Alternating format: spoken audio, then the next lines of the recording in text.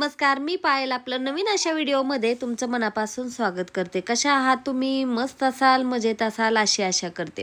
हा दिवस आहे संकष्टी चतुर्थीचा. संकष्टी चतुर्थी म्हटलं की दिवसाची सुरुवात छान गणपती बाप्पाच्या पूजनेने होते. तर अशी छानपैकी मी आहे ना सकाळनंच पूजा केली होती.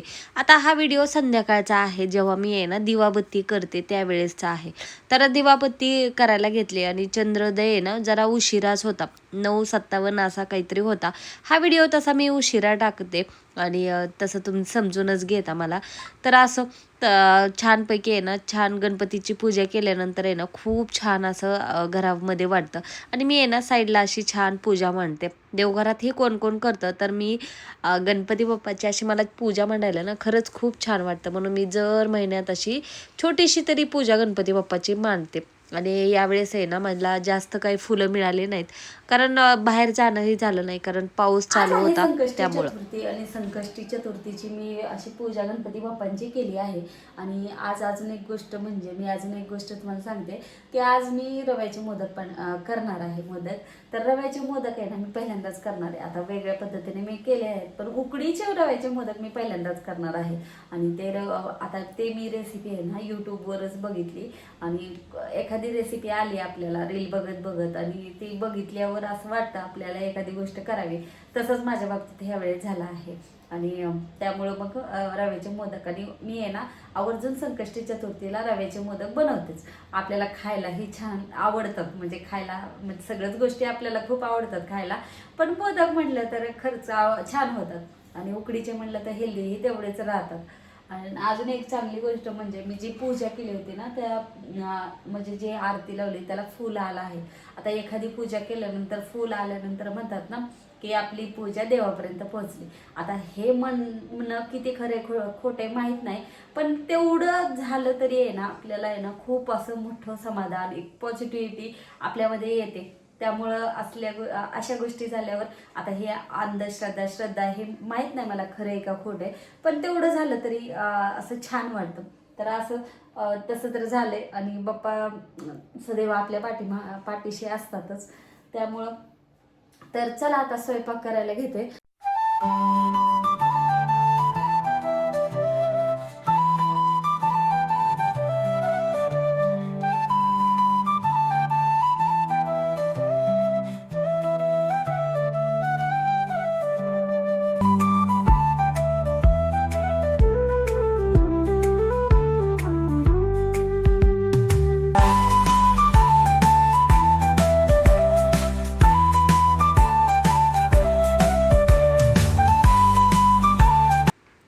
तर हा तवा मी तुम्हाला सिझनिंग केलेला दाखवला होता. तर हा तव्यावर मी चपाती करून तुम्हाला त्या दिवशी काही दाखवलं नव्हतं.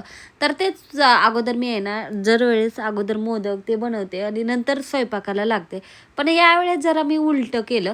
अगोदर चपाती भाजी बनवून घेतली आणि त्यानंतर मोदक, कारण आहे ना यावेळेस जरा चंद्रोदय उशिराच होता, त्यामुळं मग मला तेवढा वेळही होता. म्हणून मग मी म्हटलं चला तुम्हाला आता जो तवा वापरते ना त्या तव्यावर आहे ना मी चपातीही तुम्हाला करून दाखवते. बिलकुल चिटकत नाही, छान अशा होतात. आता आहे ना माझ्या गॅसचा थोडासा प्रॉब्लेम झाला आहे, तर त्यामुळं तरी थोडंसं हे होतं, नाही तर इतक्या छान चिटकत नाहीत, काहीच नाही. म्हणजे खूप छान असं होतं. तर तुम्ही जर जुना तवा असेल ना तरी पण तुम्ही करून बघा, पण तव्यामध्ये खरंच फरक पडतो. आणि लोखंडी तवा म्हणल्यावर या गोष्टी होतात, पण असं केल्यानंतर खरंच होत नाही आणि आपल्याला वापरताना जरा सोयीचं होतं.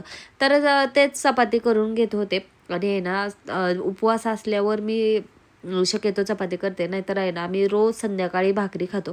आता भाकरी आपल्या शरीरासाठी खूप चांगली असते, कारण जे आपण आहे ना चपाती एक टाईम खावी आणि भाकरी एक टाईम खावी असं म्हणतात. अगोदर मी आहे ना भाकरी बिलकुल खात नव्हते, पण आता आपण मोबाईल म्हणा की आपल्याला गोष्टी कळायला लागलेत की कुठल्या गोष्टी आपल्या शरीरासाठी योग्य आहेत, कुठल्या गोष्टी आपण करायला पाहिजे, त्यामुळंच या गोष्टी आपल्याला कळतात.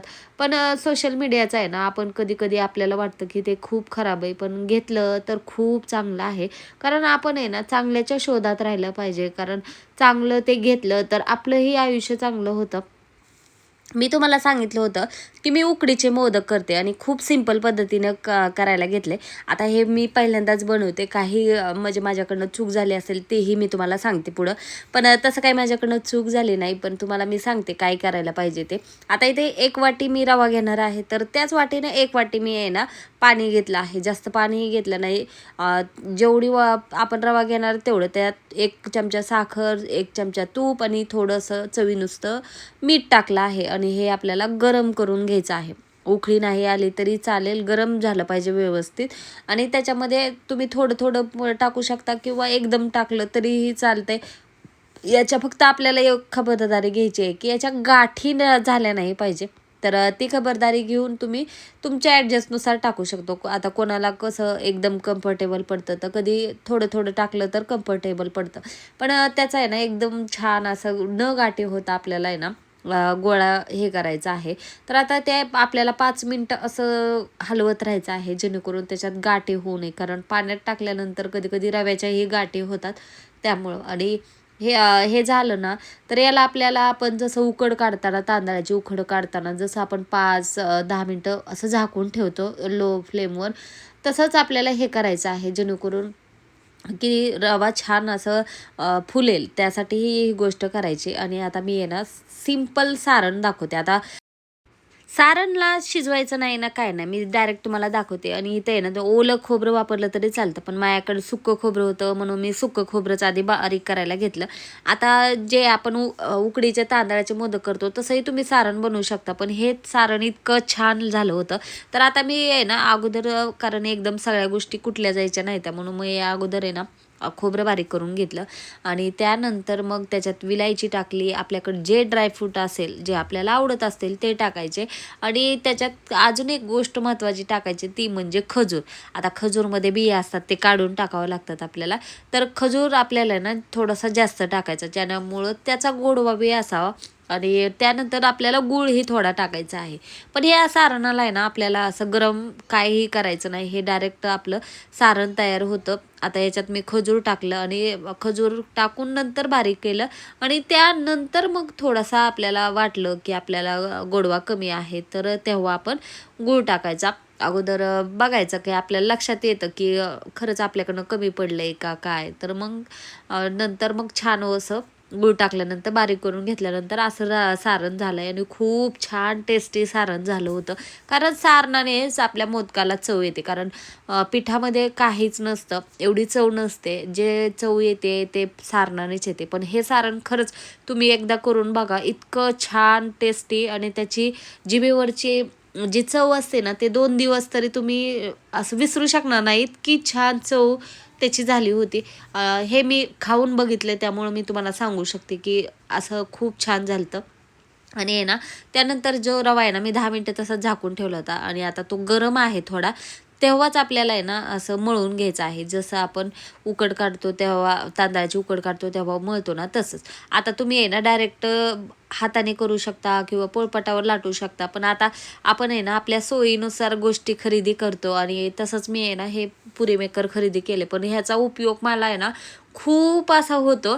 त्यामुळं असं मला वाटतं की एखादी गोष्ट आपण खरेदी केली बाबा, त्याचा यूज नाही झाला तर असं वाटतं की आपण उगाच घरामध्ये आणून ठेवली आहे. पण एखाद्या गोष्टीचं यूज झाल्यानंतर असं वाटतं की ही गोष्ट आपण आधी का घेतली नाही, इतका उशीर का केला. आणि तसंच माझ्या बाबतीत होतं. आणि मी आहे ना ज्या गोष्टी खरेदी करते ना, त्याचा पुरेपूर वापर कसा करता येईल ह्या गोष्टी डोक्यात घेऊन मी सगळं सामान खरेदी करते. कारण आहे ना सामान खरेदी करणं आणि त्याला वापरणं, ह्या दोन्ही गोष्टी खूप वेगळ्या आहेत. कारण नुसतं आणून ठेवून माझ्या घरात हे आहे ते आहे ते म्हणण्यात काहीच अर्थ नाही.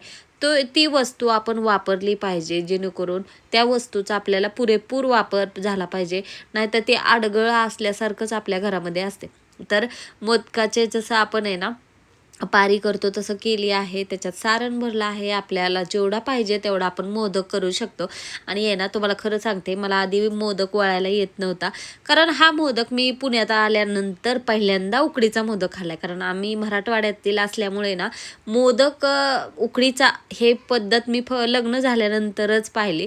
त्यामुळं मला तेव्हा तर काही येत नव्हते. आणि खूप दिवस माझं करण्यात येत होतं. खायचंच म्हणलं तर आपण काय करतो की बाबा कधीतरी उकडीचे मोदक आहेत बाबा, कसं लागते बघण्यासाठी आपण खरेदी करतो, आणतो, खातो.